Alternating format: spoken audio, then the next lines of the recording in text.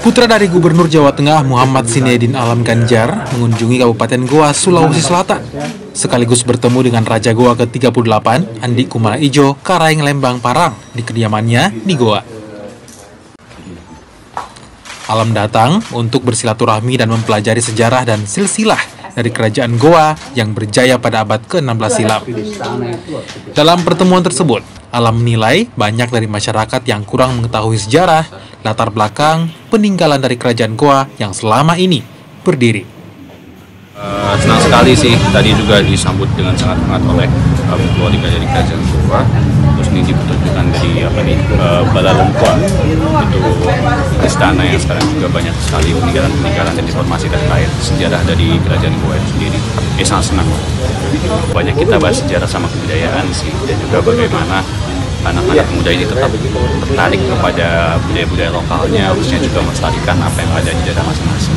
Ada cerita nggak dari mereka tentang pemuda Goa saat ini kondisinya seperti apa, terutama dalam mengingat Kesultanan Goa sendiri? Banyak PR sih, yang jelas tadi disampaikan banyak PR kalau terkait peningkatan setidaknya literasi kebudayaan itu masih cukup rendah, jadi itu menjadi PR bersama bagi kita buat coba menggenjot hal itu.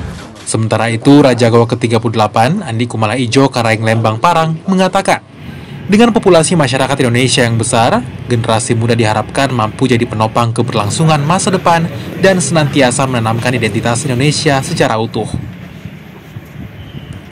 Usai bertemu Raja Goa, Alam kemudian diajak oleh putra dari Raja Goa untuk berkunjung ke Museum Bala Longkwa yang dulunya menjadi pusat pemerintahan dan tempat tinggal Raja Goa.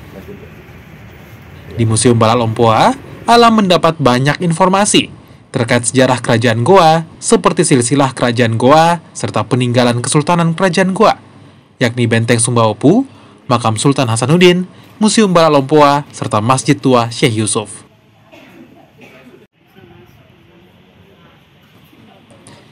Kerajaan Goa adalah salah satu kerajaan besar dan paling berpengaruh di daerah Sulawesi Selatan.